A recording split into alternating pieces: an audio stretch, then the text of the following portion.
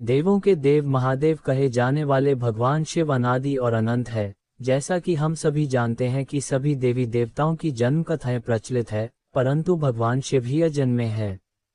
अर्थात वो इस सृष्टि की रचना से पहले से है, और जब इस सृष्टि का अंत हो जाएगा तब भी केवल महादेव ही होंगे। इसी बात से भगवान शिव के बल का भी पता चलता है। परंतु क्या आप उस राक्षस के बारे में जानते हैं जिसके कारण डरकर स्वयं महादेव के लगाई थी दौड़? अगर नहीं, तो आइए बताते हैं आपको यह अद्भुत कथा शिव महापुराण के अनुसार।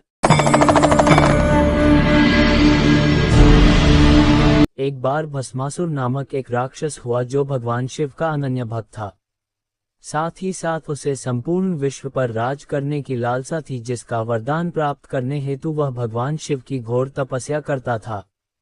हजारों वर्षों बाद एक दिन उसकी तपस्या से प्रसन्न हो भगवान शिव उसके सम्मुख प्रकट हुए और उससे मनचाहा वरदान मांगने को कहा। ये सुन भस्मासुर बोला, जिस पर उसने वरदान मांगा कि वह जिसके भी सर पर हाथ रख देगा वह भस्म हो जाए। भगवान शिव तथास्तु कहकर उसे यह शक्ति प्रदान कर देते हैं।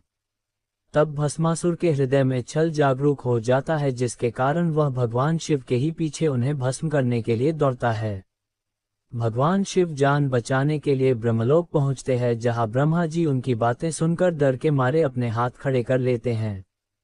इसके बाद भगवान शिव दौड़े दौड़े बैकुंठ पहुंच श्रीहरि को समस्त प्रसंग बताते हैं और उनसे अपनी रक्षा की विनती करते हैं।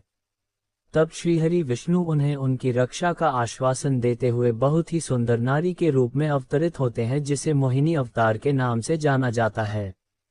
मोहिनी भस्मासुर के निकट पहुंचती है, जिसके रूप को देख भस्मासुर सुध बुद्ध खो बैठता है और उससे विवाह का प्रस्ताव उसके सम्मुख रख देता है।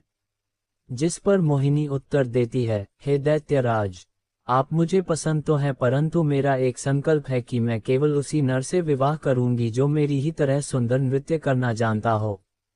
ये सुन भस्मासुर थोड़ा चिंतित हुआ, परंतु उसने मोहिनी से ही मदद मांगी और मोहिनी भी उसे नृत्य सिखाने के लिए तैयार हो गई। अब जैसा नृत्य मोहिनी करती, भस्मासुर भी उसे देख उसे दोहराता। तभी नृत्य करते करते मोहिनी ने अपना दायां हाथ अपने सर पर रखा और उसकी देखी देखा भस्मासुर ने भी अपना हाथ अपने सर पर रख लिया। बस फिर भगवान शिव का वरदान रंग लाया और उसी क्षण वह जलकर भस्म हो गया। इसके बाद भगवान श्रीहरि मोहिनी रूप को छोड़ वापस अपने वास्तविक रूप में लौटे।